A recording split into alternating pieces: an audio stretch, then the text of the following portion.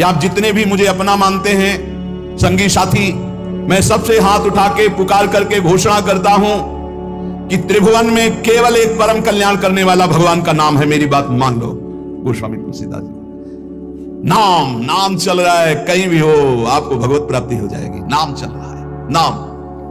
जननी जनक तजो जनमी, करम बिनु विधुही सृजो अवडेरे, मोहू सो को कहत राम ही को, सो प्रसंग के ही केरे। देख लो मेरा भाग्य, जन्म लेते ही माता चली गई। बड़े महापुरुषों के साथ बड़ी घटनाएं घटती। जन्म लेते ही माता चली गई। अभागी जानकर पिता ने कभी प्यार नहीं किया, त्याग कर दिया। जिस पुत्र के प्रकट होती मेरी अर्धांगिनी चली गई, मैं ऐसे पुत्र का मुंह भी नहीं देखना चाहता। तो माता ने तो शरीर त्याग के चली गई, पिता ने मुझे त्याग कर दिया। ब्रह्मा ने मुझे कुछ अभागा ही रचा है, गोस्वामी तुलसीदास जी कहते हैं। बड़ा बेढप मेरे भाग्य की रचना करी। जिसके दरवाजे में खड़े हो जाते टुकड़ा नहीं देता, भगा देता। जिस दासी ने पालन पोषण किया, कुछ दिन बाद वो भी पधार गई। सबको ये भ्रम हो गया कि तुलसीदास जी महाराज के लिए कि बड़ा भागा बालक है, जिसके दरवाजे पे खड़ा होगा कोई घटना घट जाएगी, कोई भोजन नहीं देता। बोले ब्रह्मा ने कुछ भाग्य ऐसा रचा। अब जो मुझे समझ में आया कि मेरा जो भाग्य बदला वो राम नाम से। राम राम राम, पकड़ो बात को, पकड़ो। अब तो कोई कोई कहता है कि तुलसी राम का है।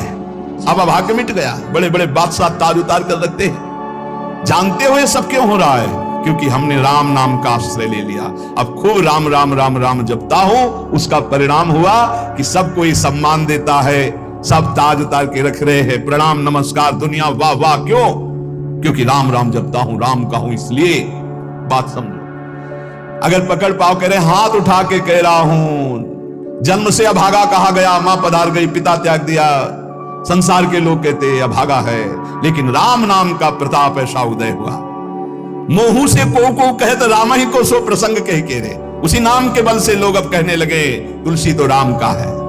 फिर ओ ललाट बिनु नाम उदर लगी, दुखो दुखित मोहि हेरे।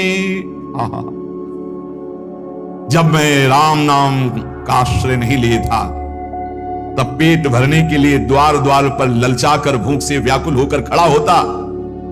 उस समय मेरी दशा मुझे याद है कि अगर दुख देखे तो दुखी हो जाए, ऐसी मेरी दशा थी।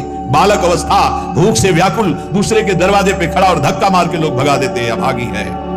फिर ओ ललाट बिनु नाम उदर लगी, दुखो दुखित मोहि हेरे। अब बोले नाम प्रसाद लहत रसाल फल, अब हो बबूर बहेरे। नाम राम राव रोई हित मेरे। जब नाम जब शुरू हुआ तो नाम की कृपा से क्या हुआ कि बबूल और बहेड़े के जो वृक्ष थे, अब उनमें आम लग गया।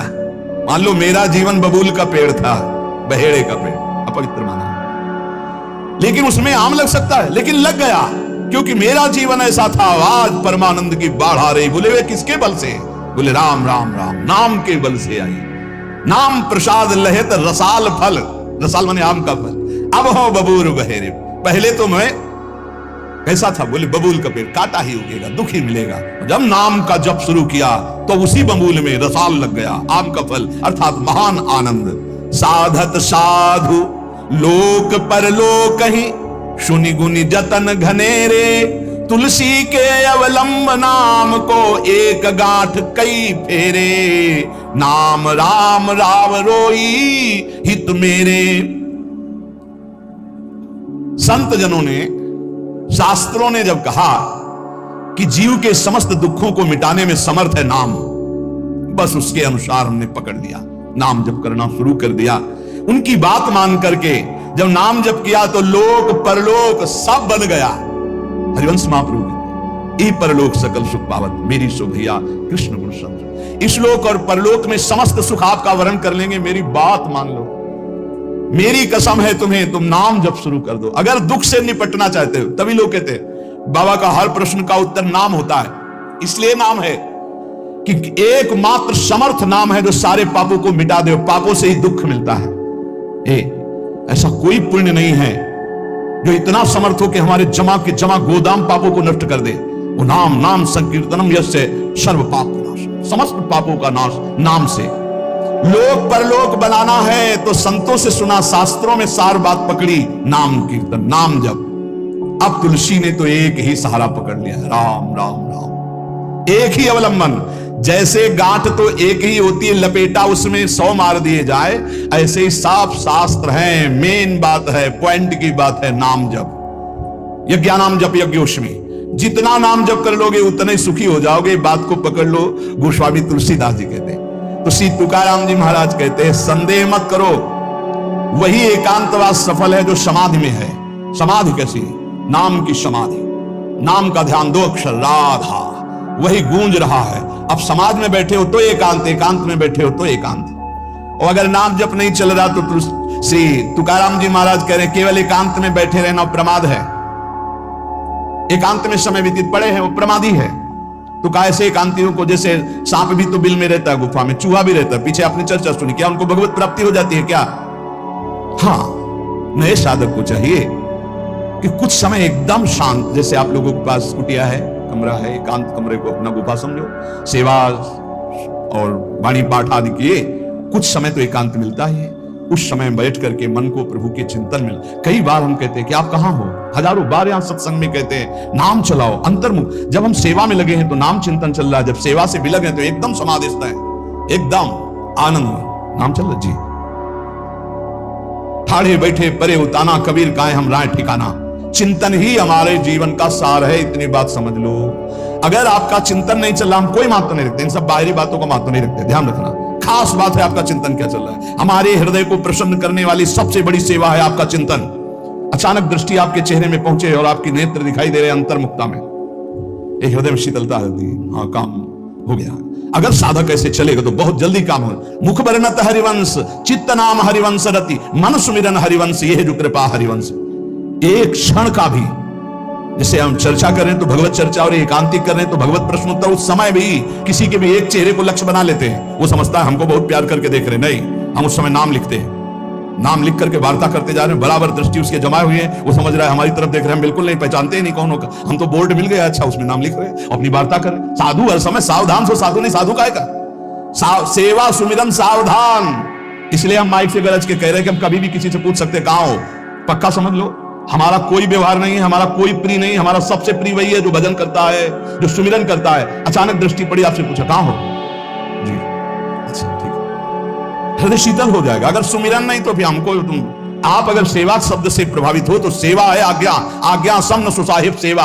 अब जो ही कहा करें हम सोई आयस लिए चलें। सेवा की आड़ में अपनी चित्त वृत्ति का मनोरंजन मत कीजिए, मनोभंजन करना है, हर समय भगवत चिंतन परायण रहना है। अगर भगवत चिंतन नहीं तो आपका कोई अस्तित्व, देखो ये बड़ी दौड़ है, छोटी मोटी दौड़ नहीं है, ये बहुत बड़ी दौड़ है। आपको संसार समुद्र से अकेले पार होने की बात नहीं, तुम साधु हो, तुम लाखों को पार कर सकते हो, समझना।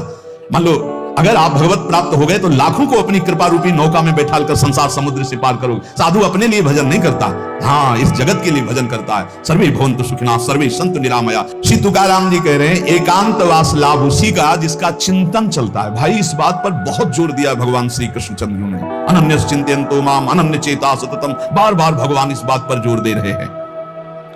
जनसंग में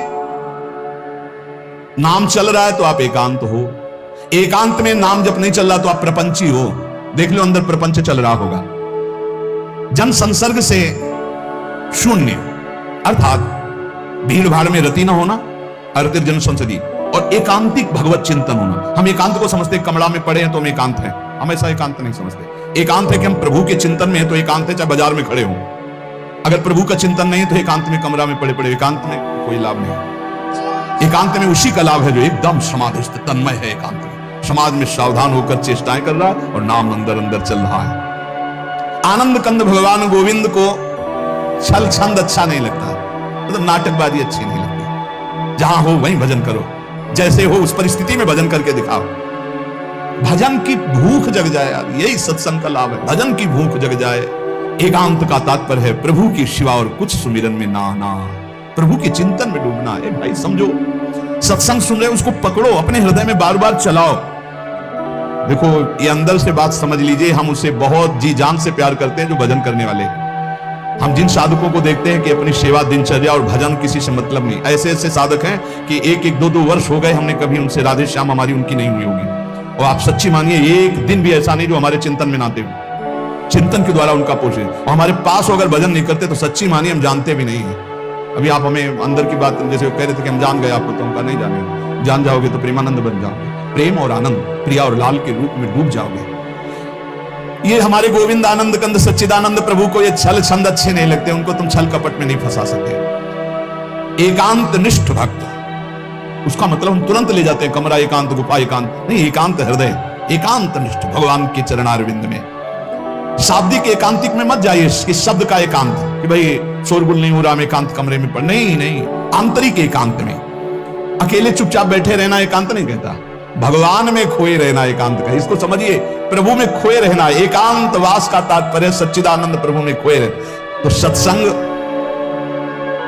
नाम कीर्तन, नाम जप, भगवत सेवा, इन्हीं से असली एकांत मिलता है, हृदय का एकांत। हृदय रूपी गुफा में हर समय चित्त चिपका हुआ है प्रभु के चिंतन में। कितना अपार आनंद है जब हर समय मंत्र की बार बार आवृत्ति होती, नाम जो न तरह भव सागर अस समाज नर पाए, श्वत निंदक मंदमति आत्महनन गति जाए।